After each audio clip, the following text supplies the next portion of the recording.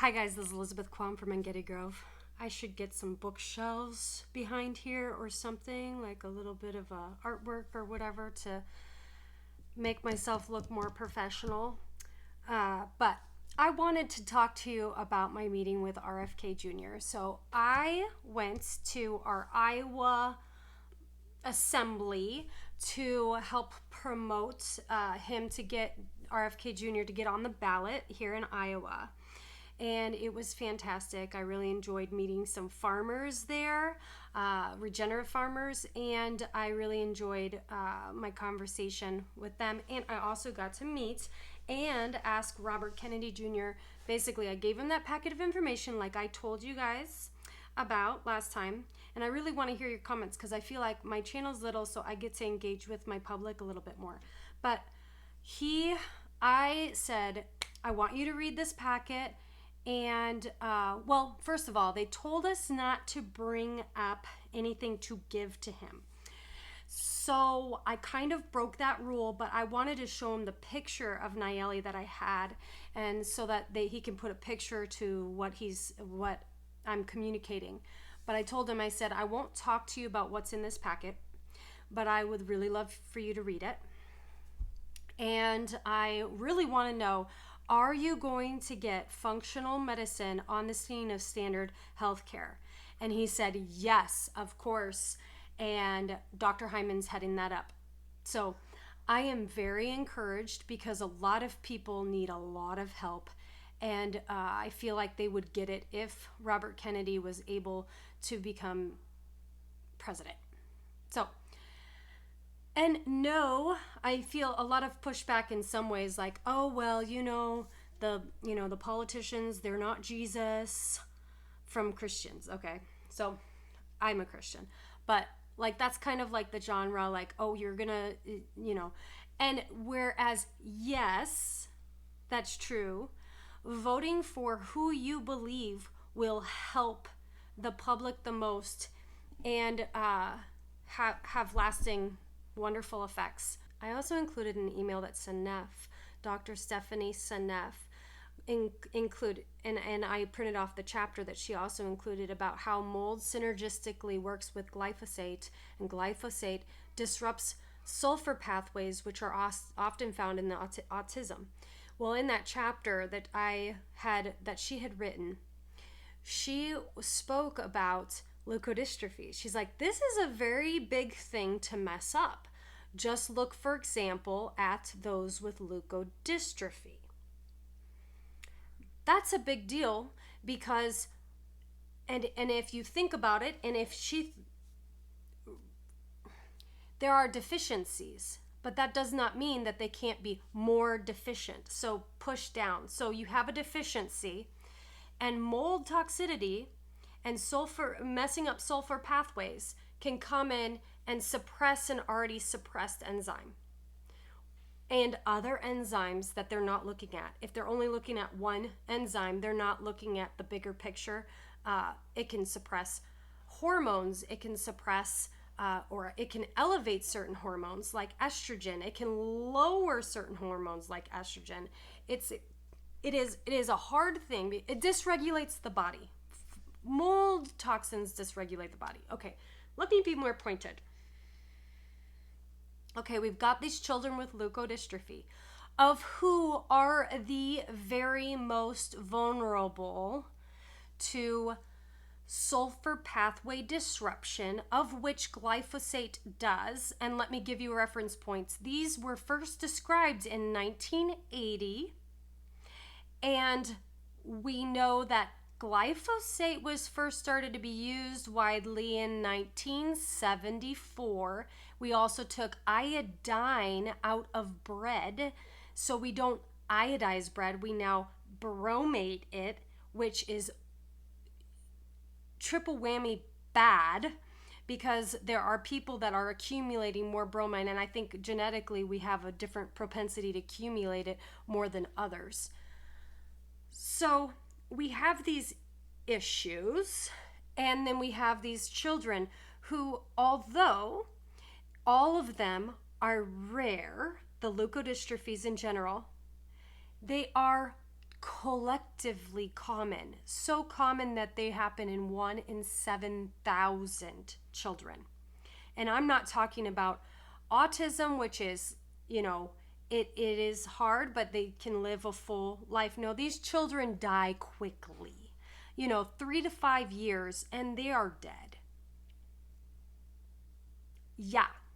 Okay, Monsanto, what would you do with those children and their lawsuits if we were able to prove that this is causing high glyphosate is causing these issues in these children, and you're killing them, and then we're also giving them drugs, different types of drugs to deal with their symptoms, like we're putting them on antacids because they have low stomach acid. If the doctor tried to see, okay, are we dealing with low stomach acid or are we dealing with high stomach acid?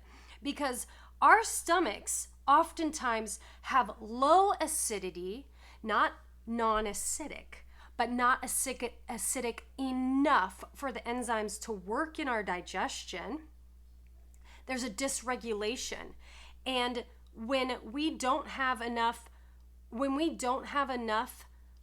acidity in our stomach, and every little cell has a limosome, which is a small little stomach in every cell of our body, we have dysfunction. We have major dysfunction, because without digesting food properly, how are you going to give yourself nutrients? Fungus wants to kill you, and it disrupts everything from metals, so it can accumulate heavy metals, and it can sequester the metals that do work for you in your body. And both iodine and boron, I won't get into it, but I love iodine and boron, and iodine and salt. Iodine and salt can help your stomach acid come up. Now, a friend of mine who has a son who has MLD, we found particularly that he has high reverse T3, of which Dr. Seneff talks about in her chapters about the thyroid looking normal. But of course, if you check the reverse T3, which they never check, you would see high reverse T3. You could say, oh, well, that's because of the disease. Okay, well, we can say that. But we can't say that it isn't because of glyphosate.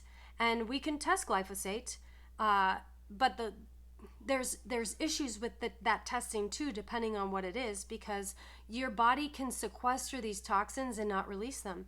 So that's the hard thing, is if you are circulating toxins in your body and you're not able to get them out of your body, then your body just continually circulates them. And that's a huge hiccup for someone who is mold toxic. So they might take a mycotoxin,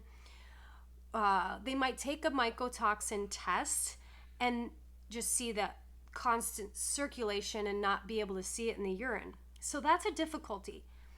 Dr. Shoemaker has various tests, like the melanocyte stimulating hormone, of which is depressed quite a bit in mold toxic patients. Now, interestingly, I'm sorry, I'm going everywhere. I'll get better at this, but interestingly, that he actually won a lawsuit for someone talking about the melanocyte stimulating hormone and proving that all of their symptoms were caused by this mold that was in a rented building. And all of a sudden, LabCorp, after that lawsuit that they won, made the range go up wider for the norm. Because LabCorp, owned an insurance company that had to pay out millions and millions of dollars. That is not okay. That is horrible. Not scientifically based at all. Shoemaker has helped thousands of people heal, just like some of these other doctors that are integrative and functional have helped a lot of people heal. We need to get functional medicine on the scene of standard healthcare. It should be a normal routine test. The mycotoxins should be a normal routine test in our urine. We should be testing for melanocyte stimulating hormone. We should be testing for hormone disruption. These are all things that nowadays are so captured by our environmental toxins. They should be looked at, they should be analyzed. Our doctors should be proficient in helping the body heal and understanding how mold toxins can create hormone disbalance, heavy metal disbalance, our own metal disbalance, our stomach acid imbalance. Interestingly, when you're thinking about cancer, they say, oh, it's acidic. Well, it's acidic outside of the cell, but inside that cell, it's more alkaline. Okay, there's a dysregulation of acidity. There's not the acid in the right place. Your stomach should have enough acid to be able to use, I think it's pepsin. It needs to be at a certain acidity to use that digestive enzyme. And then other digestive enzymes have to be at a certain acidity. So your bile flow needs to be good. And a lot of those mold toxins disrupt the bile flow. Whew.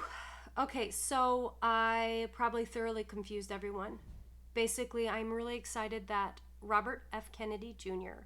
is going and says he wants to get functional medicine on the scene of standard health care, and that would be amazing for our health.